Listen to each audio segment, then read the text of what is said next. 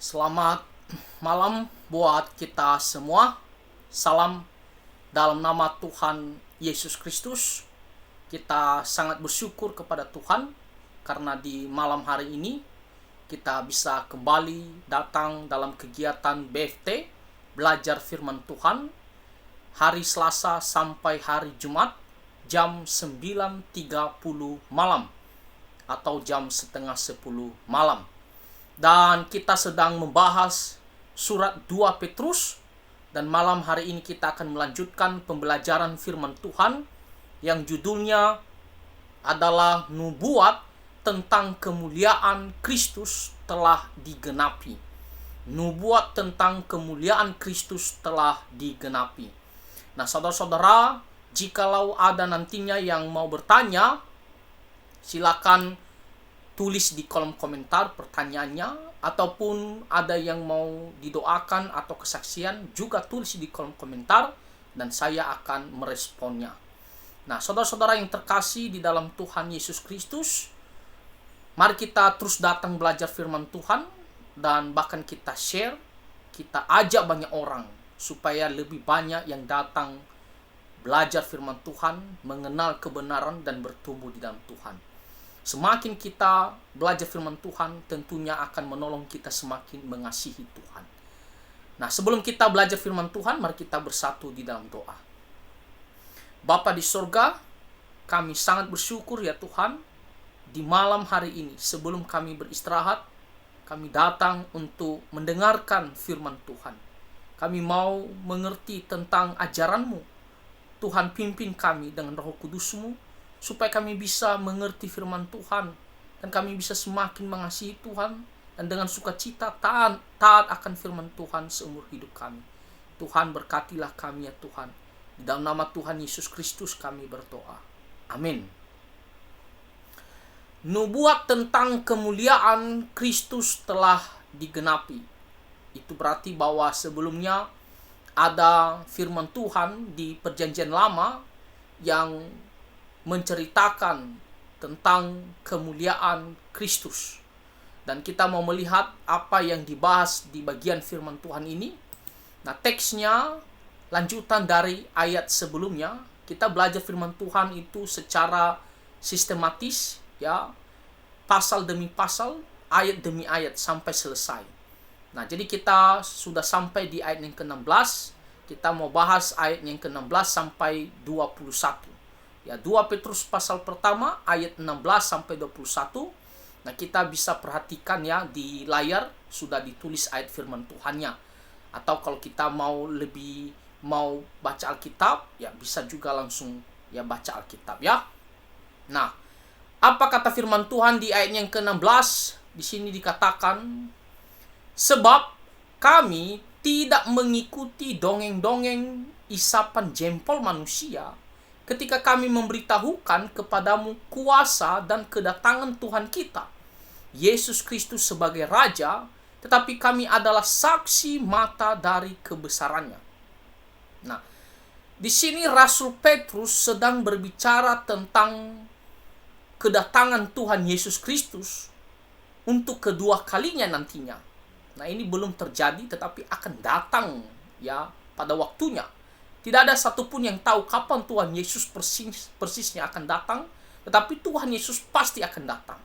Nah, ternyata firman Tuhan ini ya ada orang-orang tertentu yang mencoba menyerang, dan bukan hanya di zaman para rasul, tentunya juga ya di zaman sekarang ada yang mengatakan katanya benar Tuhan Yesus akan datang kembali.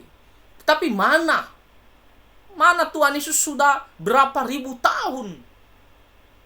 Ya, Tuhan Yesus tidak kembali-kembali. Bahkan di zaman para rasul mungkin ada yang mengatakan juga, wah sudah lama sekali.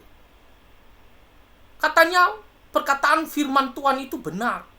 Ya, jangan-jangan itu hanyalah sebuah karangan saja, sebuah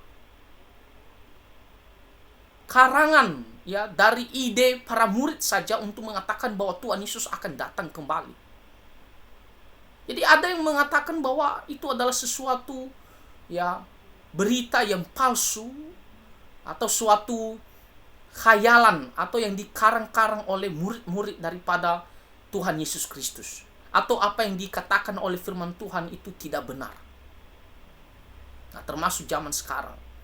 Bahkan saya pernah mendengar sewaktu saya masih SMA, ya SMK, ada yang mengatakan, ya saya dengar langsung, dia mengatakan itu kiamat, maksudnya kedatangan Tuhan Yesus itu tidak ada sama sekali. Itu tidak benar. Tuhan Yesus datang kedua kali, lalu itulah kiamat mengakhiri segala sesuatu. Lalu dia mengatakan, kenapa? Karena lihat saja, sudah berapa ribu tahun Tuhan Yesus tidak pernah datang kembali. Ya. Hamba-hamba Tuhan mengatakan dia akan datang kembali sesuai dengan firman Tuhan, tapi mana? Jadi dia mengatakan kiamat itu sebenarnya sesungguhnya adalah ketika kita mati, itulah kiamat. Jadi kiamat atau akhir zaman itu bagi dia itu adalah masing-masing. Ketika kamu meninggal, ya itu sudah kiamatmu, itu sudah akhir zaman. Tapi kiamat akhir zaman yang dimaksud oleh hamba-hamba Tuhan yang diajarkan berdasarkan firman Tuhan, yaitu Tuhan Yesus akan datang kembali, dia mengatakan itu tidak benar. Nah, jadi ada yang mengatakan itu hanyalah suatu karangan, ataupun dikatakan di sini seperti dongeng. Ya, kalau dikatakan dongeng itu adalah sesuatu yang dikarang-karang, yang tidak benar. Ya, cerita-cerita yang dibuat-buat. Ya, itu maksudnya dongeng.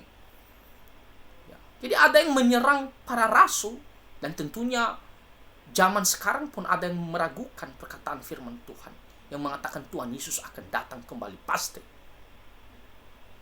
Nah, tetapi kita sebagai orang yang beriman,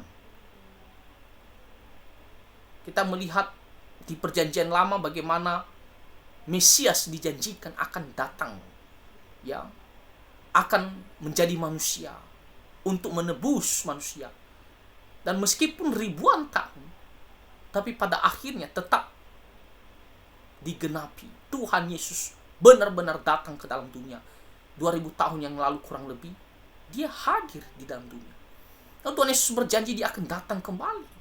Bukan hanya di perjanjian baru, di perjanjian lama juga ada dinubuatkan bahwa Mesias akan datang kembali. Ya, untuk kedua kalinya, untuk mengakhiri segala sesuatu. Dia akan datang sebagai raja benar-benar, ya, dalam powernya yang full sebagai raja. Ya, dia akan memerintah dunia ini. Nah, kalau Tuhan Yesus menjanjikan dia akan datang kembali, maka kita harus percaya bahwa pasti akan datang. Ya, apa kata firman Tuhan itu adalah ya dan pasti. Amin. Itu adalah kebenaran. Dia pasti akan datang. Jadi di sini Rasul Petrus dia menjelaskan bahwa perkataan Tuhan Yesus akan datang kembali itu bukan karangan, bukan cerita dibuat-buat.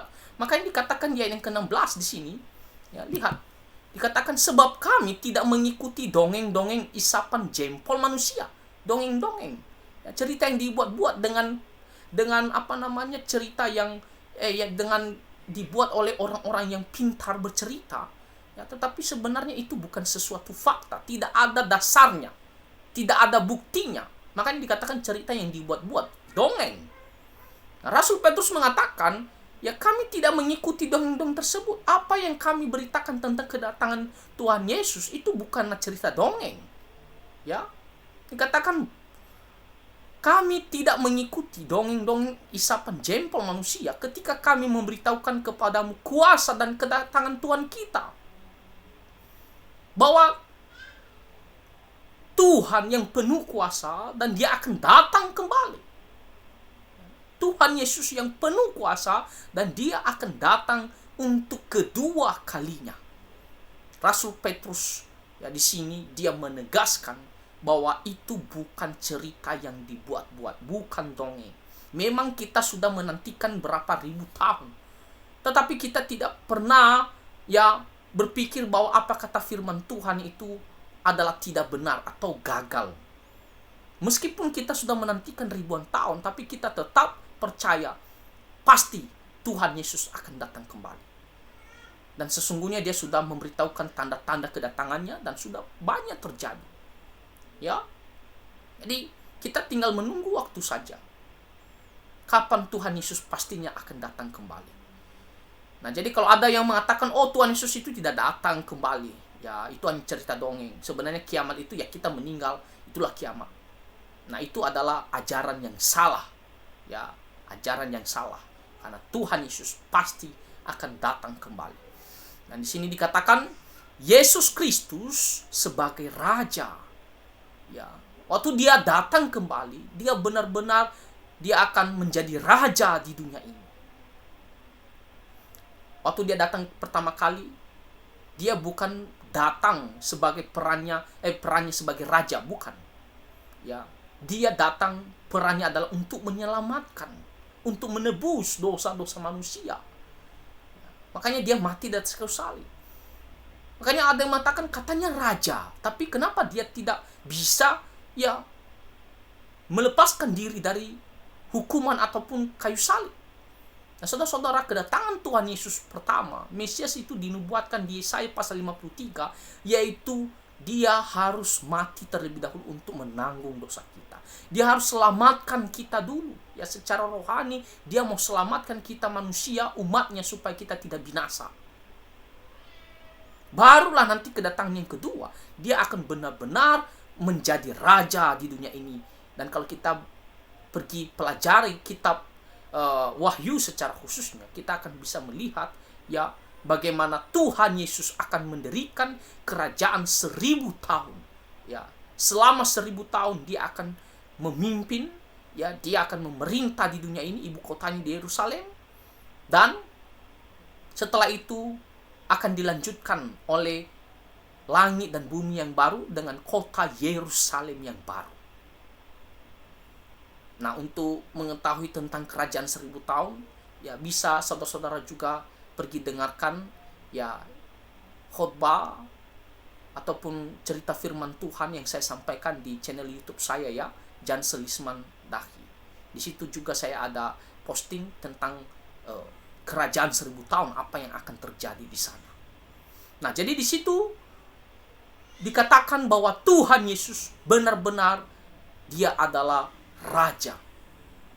Tidak hanya raja bagi orang Israel, tetapi raja bagi seluruh dunia. Dia akan memimpin seluruh dunia.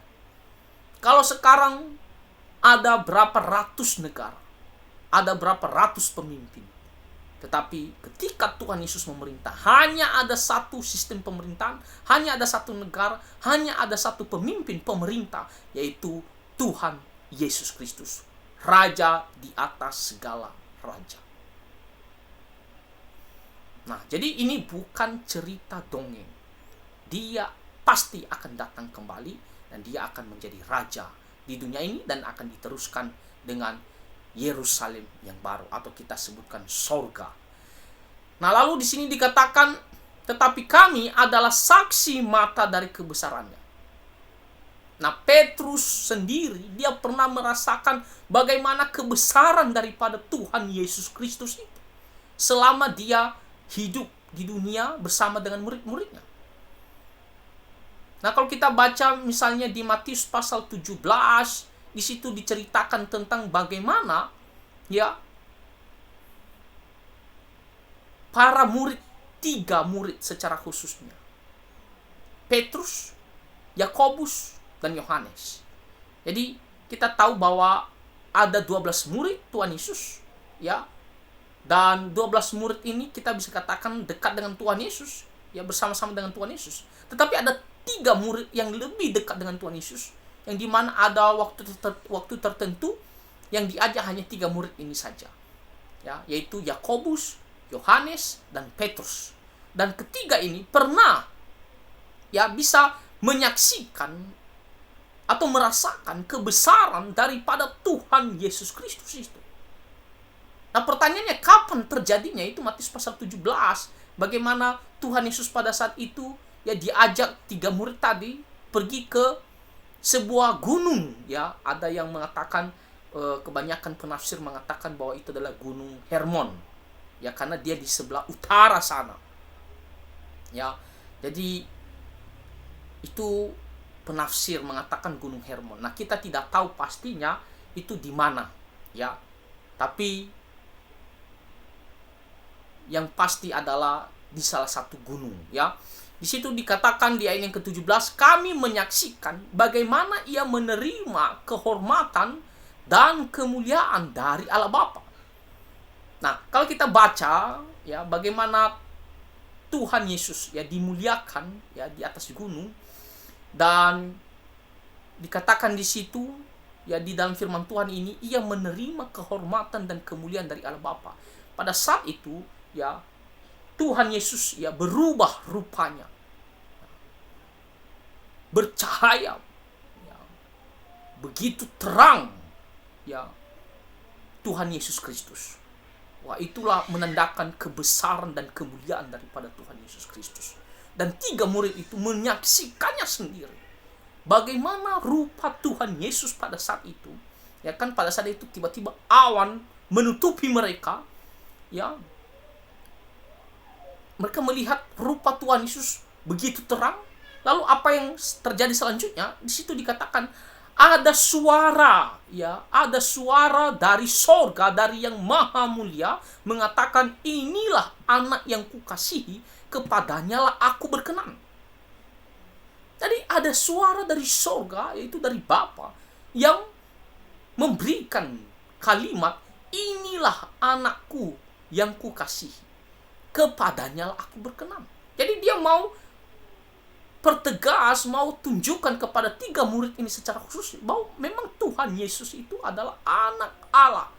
Ya, bahwa Bapa hanya berkenan kepada anak Allah ini, Tuhan Yesus Kristus. Nah, mereka melihat rupa Tuhan Yesus begitu terang, ya, berubah begitu terang.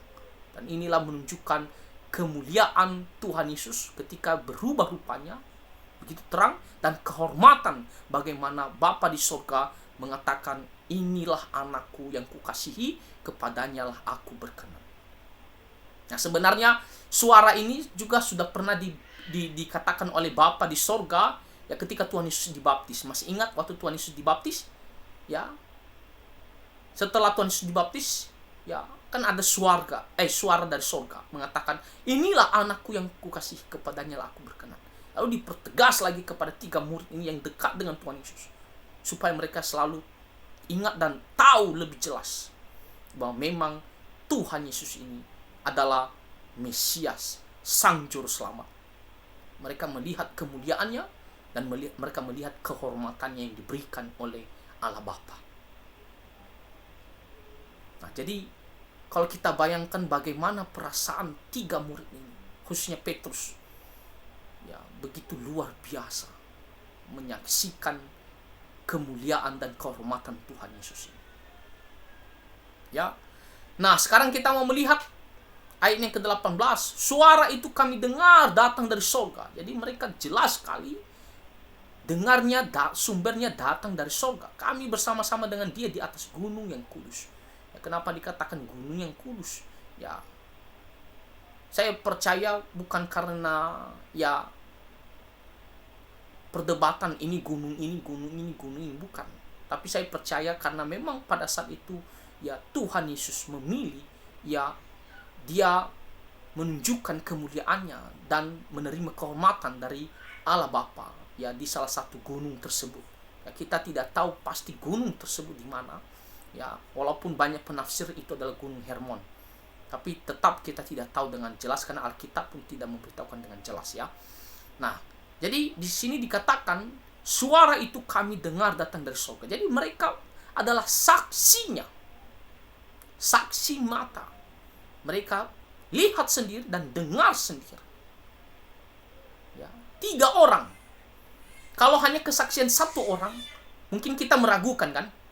Kita mungkin mengatakan, oh, itu hanyalah mungkin dia berkhayal, ya, atau berimajinasi, ya. Tapi ini 3 orang. Orang yang memberikan kesaksian itu 2 orang sudah cukup. Tetapi ini 3 orang. Itu berarti bahwa kesaksian mereka benar-benar adanya, fakta. Ya, bukan dikarang, bukan cerita dongeng yang dibuat-buat, ya. Nah, sekarang kita mau melihat ayat yang ke-19. Dengan demikian, kami makin diteguhkan oleh firman yang telah disampaikan oleh para nabi. Ya, jadi melihat kebesaran Tuhan Yesus, kemuliaan Tuhan Yesus, bagaimana rupanya, ya, rupa fisik Tuhan Yesus, ya, berubah begitu terang, bercahaya, dan bagaimana dia mendapatkan kehormatan dari Allah Bapa. Di sini dikatakan para rasul ini atau para murid secara umum, ya, mereka makin diteguhkan oleh firman yang telah disampaikan oleh para nabi, nubuatan-nubuatan tentang Mesias. Ya, mereka makin percaya melihat, ya, apa yang terjadi kepada Tuhan Yesus Kristus ini, bahwa benar Tuhan Yesus ini adalah Mesias, adalah Sang Juru Selamat. Jadi di Perjanjian Lama sudah banyak nubuatan tentang Mesias, apa yang akan terjadi, ya, kepada Tuhan Yesus Kristus, dan itu terjadi, tergenapi semuanya di dalam diri Tuhan Yesus Kristus. Makanya dikatakan makin diteguhkan. Jadi melihat kesaksian apa yang terjadi kepada Tuhan Yesus itu makin meneguhkan, percaya apa yang dikatakan oleh para nabi di Perjanjian Lama mengenai Mesias itu, dan itulah Tuhan Yesus Kristus. Jadi mereka tidak bimbang lagi, tidak ragu. Itu poinnya. Nah, di sini dikatakan, alangkah baiknya kalau kamu memperhatikannya sama seperti memperhatikan pelita yang bercahaya di tempat yang gelap, sampai fajar menyingsing dan bintang timur terbit bersinar di dalam hatimu. Nah, ini berbicara tentang bahwa kita harus, ya, benar-benar memperhatikan, ya, firman Tuhan, khususnya Perjanjian Lama, yang menceritakan tentang Mesias. Di sini dikatakan memperhatikan, ya, pelita yang bercahaya di tempat yang gelap. Jadi digambarkan Perjanjian Lama ini seperti cahaya, lampu, terang, ya, di dalam gelap, dan kita harus perhatikan baik-baik. Tidak ada orang yang mau berada di dalam kegelapan. Dia ketika ada cahaya, kita harus kan perhatikan. Dalam arti apa? Kita harus, ya, melihat dia. Ya, kita harus ada di dalamnya, ya, supaya kita terang, ya. Jadi di sini dikatakan kita harus memperhatikan pelita tersebut. Nah, ini menggambarkan tentang firman Tuhan Perjanjian Lama, yang dimana memberikan kita suatu berita-berita tentang Mesias, nubuatan-nubuatan tentang Mesias. Jadi kita harus perhatikan baik-baik, itu adalah petunjuk bagi kita. Ya, di sini dikatakan pelita, petunjuk bagi kita untuk mengenal tentang rencana Allah yang sesungguhnya untuk menyelamatkan manusia. Dikatakan di sini, ya, pelita yang bercahaya di tempat yang gelap sampai fajar menyingsing dan bintang timur terbit bersinar di dalam hatimu. Sampai fajar tersebut menyingsing, ya, matahari terbit. Ya, tentunya kan matahari lebih besar terangnya daripada sebuah pelita, kan. Jadi artinya apa? Ketika matahari terbit, maka kita kan sudah fokus di sana, tidak lagi menghidupkan pelita. Jadi di sini maksudnya adalah Perjanjian Lama tentang Mesias secara khususnya, ya, nubuatan tentang Mesias, kita harus perhatikan baik-baik. Kita harus pelajari. Ya, kita harus pelajari baik-baik semua nubuatan para nabi, ya, Musa tentang Mesias, kita harus pelajari, kita harus perhatikan baik-baik. Karena itu adalah sebuah petunjuk dengan jelas. Ya, dikatakan sampai fajar menyingsing, ini menggambarkan tentang, ya, Injil tentang Tuhan Yesus Kristus yang adalah terang sesungguhnya dan jauh lebih besar terangnya dari semuanya. Sama seperti matahari lebih besar terangnya daripada pelita. Nah, di sini adalah Tuhan Yesus yang terang sesungguhnya. Tadi Perjanjian Lama itu hanyalah petunjuk, pelita, petunjuk, tetapi ke arahnya yang lebih tujuan akhirnya adalah Injil keselamatan, itu Tuhan Yesus yang adalah terang sesungguhnya. Jadi ketika kita memperhatikan baik-baik, mengikuti, ya, apa yang dinubuatkan tentang Mesias, ya, maka kita akan diarahkan kepada kebenaran itu, yaitu terang sesungguhnya Tuhan Yesus Kristus, dan kita akan, ya, percaya bahwa inilah kebenaran. Nah, Injil keselamatan tentang Tuhan Yesus itu adalah terang yang sesungguhnya. Nah, makanya di sini dikatakan sampai fajar menyingsing, sampai Injil itu tiba, sampai Tuhan Yesus itu datang, ya, dan bintang timur terbit bersinar di dalam hatimu, sampai Tuhan Yesus datang menerangi semuanya. Dia adalah terang sesungguhnya. Jadi ada ribuan tahun menantikan terang itu sesungguhnya, tetapi pada akhirnya datang. Itulah Tuhan Yesus, kurang lebih 2000 tahun yang lalu. Ya. Nah, sekarang kita mau melihat ayat yang ke-20. Yang terutama harus kamu ketahui ialah bahwa nubuat dalam kitab suci tidak boleh ditafsirkan menurut kehendak sendiri. Apa hubungannya dengan ayat sebelumnya? Nah, tadi ayat sebelumnya mengatakan kita harus perhatikan ya pelita itu yang menggambarkan tentang ya firman Tuhan di perjanjian lama, nubuatan tentang Mesias. Jadi di ayat yang ke-20 dikatakan kita harus ketahui bahwa nubuat tentang Mesias di perjanjian lama ya tidak boleh ditafsirkan menurut kehendak sendiri. Tidak boleh di sesuka hati kita mengartikan ya apa arti nubuatan tentang Mesias di perjanjian lama. Tidak boleh. Segala nubuatan tentang Mesias ataupun tentang nubuatan apa yang akan terjadi di masa yang akan datang, tidak boleh kita tafsirkan dengan sembarangan. Segala firman Tuhan di perjanjian lama tidak boleh kita tafsirkan, artikan dengan sembarangan. Banyak orang sekarang gampang sekali menafsirkan Alkitab, tidak melihat konteks, tidak melihat latar belakang, tidak melihat budaya.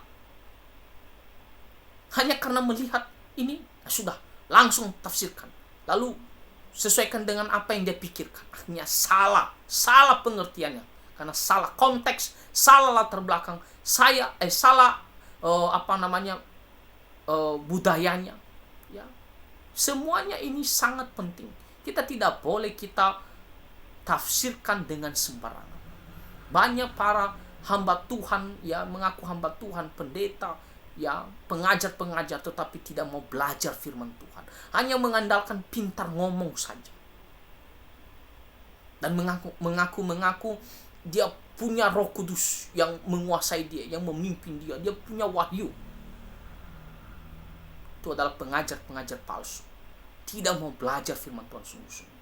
Bahkan ada yang mengklaim, ngapain kita harus belajar firman Tuhan? Bukankah Roh Kudus itu ya dia berkuasa untuk membuka pikiran kita?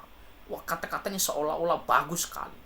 Tapi karena tidak mau belajar firman Tuhan, hanya sesat. Roh Kudus itu akan menolong kita mengerti firman Tuhan, asalkan kita mau belajar firman Tuhan.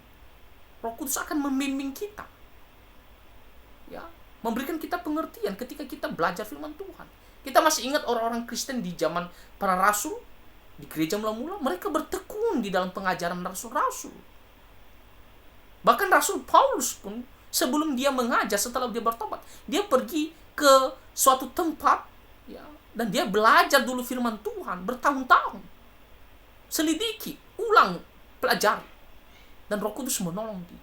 Nah, kalau kita tidak belajar firman Tuhan, bagaimana kita bisa ya dipimpin oleh Roh Kudus? Itu pertanyaannya.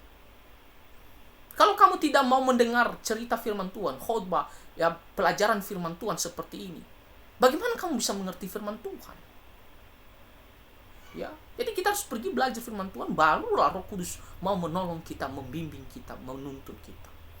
Nah, jadi kita tidak boleh sembarangan tafsirkan segala firman Tuhan. Ya, khususnya di sini yang dibicarakan nubuatan di perjanjian lama. Tidak boleh. Kenapa? Ya, kenapa tidak boleh kita tafsirkan menurut kehendak kita sendiri? Lihat ayat selanjutnya. Sebab tidak pernah nubuat dihasilkan oleh kehendak manusia, tetapi oleh dorongan Roh Kudus orang-orang berbicara atas nama Allah. Karena segala firman Tuhan ya itu bukan hasil karangan dari ya manusia, bukan hasil ide pikiran dari para nabi itu sendiri, bukan. Misalnya Musa menuliskan firman Tuhan atau menubuatkan tentang Tuhan Yesus di Ulangan pasal 18, ataupun misalnya Yesaya menubuatkan tentang Mesias di Yesaya pasal 53, atau menuliskan firman Tuhan, atau semua di perjanjian lama. Itu bukan hasil ide mereka sendiri, bukan apa yang mereka mau mereka tuliskan, bukan. Tetapi di sini dikatakan oleh dorongan Roh Kudus orang-orang berbicara atas nama Allah. Jadi dengan dorongan Roh Kudus menggerakkan hati mereka, memenuhi hati pikiran mereka. dengan kesadaran, ya, bukan berarti tidak sadar. Ya, misalnya Musa menuliskan firman Tuhan bukan berarti seperti robot tidak sadar, tidak. Dengan kesadaran, dengan latar belakang mereka, ciri khas mereka, tetapi Roh Kudus menggerakkan mereka, ya, memenuhi hati pikiran mereka sehingga mereka menulis, ya, ataupun berbicara. Tidak ada yang salah, tidak ada yang berdosa. Semuanya adalah dari Tuhan Allah, sesuai dengan kehendak Tuhan Allah. Karena memang sumbernya adalah Tuhan Allah. Jadi segala firman Tuhan ini adalah suatu doktrin. Bagaimana Alkitab itu ditulis. Ada yang mengatakan itu kan pikiran manusia yang menulis. Tidak, saudara-saudara. Ini adalah ayat yang jelas sekali. Bahwa Allah memberikan, ya, firman-Nya kepada hambanya untuk menuliskan.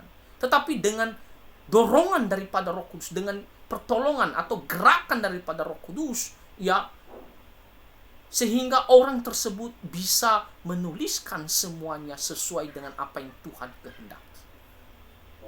Roh Kudus mengilhami orang tersebut. Misalnya mengilhami Nabi Yesaya. Sehingga Yesaya menuliskan firman Tuhan sesuai dengan apa yang Tuhan kehendaki. Itulah wahyu. Itulah firman Tuhan.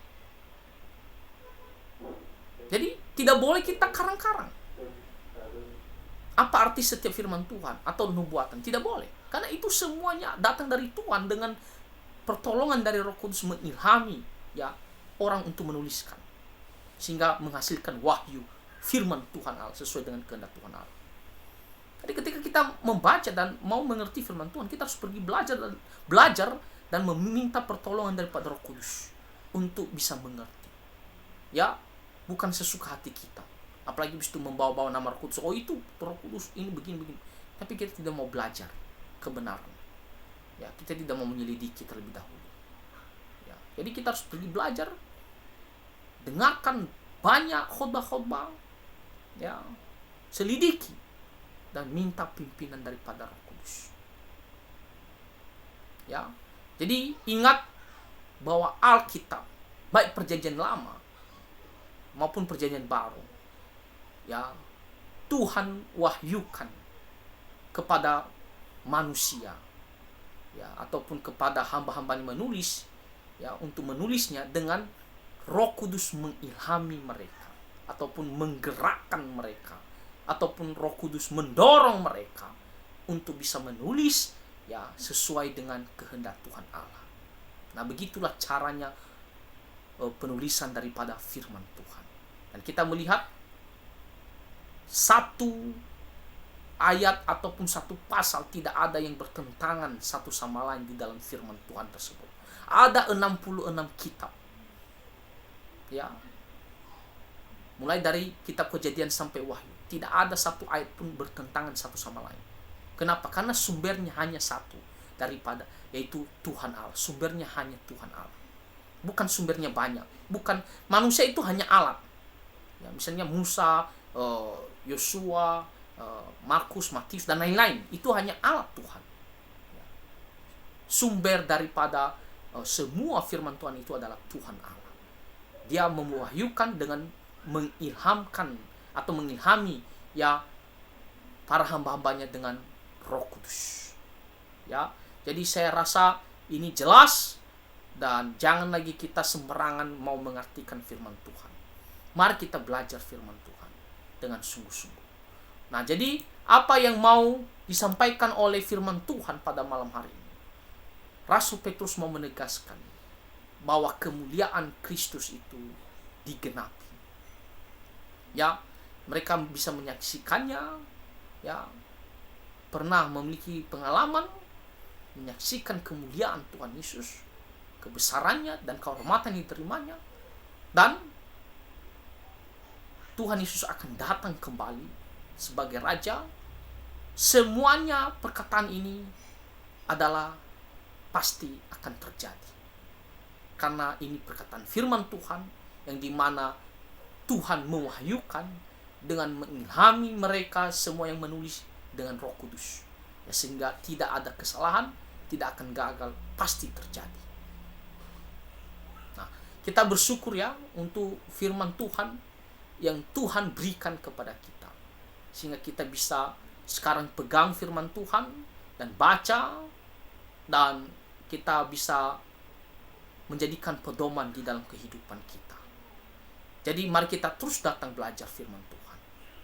Kiranya Tuhan Yesus memberkati kita semua.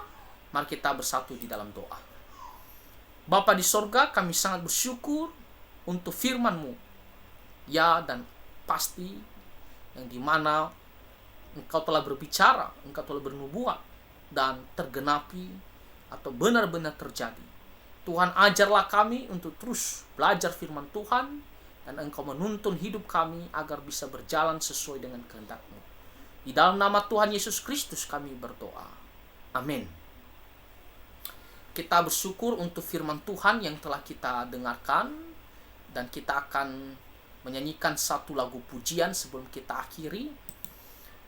Dari Kidung Puji-pujian Kristen, yaitu 417, seperti rusa rindu air, ya. Seperti rusa rindu air. Jadi kita mau ya terus haus akan firman Tuhan. Kita mau belajar firman Tuhan, ya.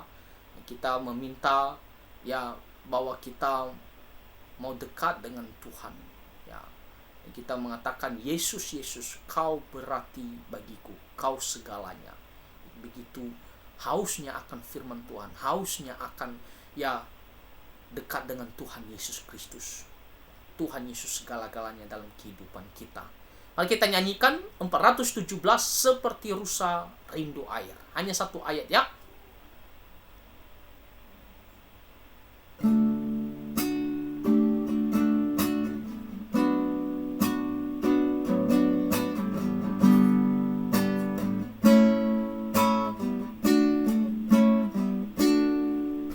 Seperti rusa rindu sungaimu, jiwaku rindu Engkau. Kaulah Tuhan hasrat hatiku, ku rindu menyembahmu. Engkau kekuatan dan perisaiku, kepadamu rohku berserah. Kaulah Tuhan hasrat hatiku, ku rindu menyembahmu.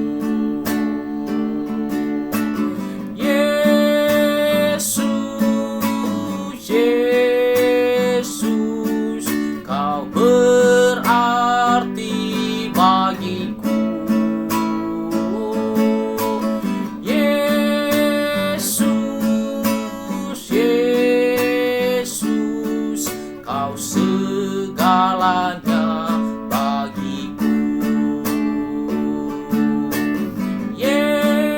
Yesus, Yesus, Kau berarti bagiku. Yesus, Yesus, Kau segalanya bagiku. Kau segalanya bagiku.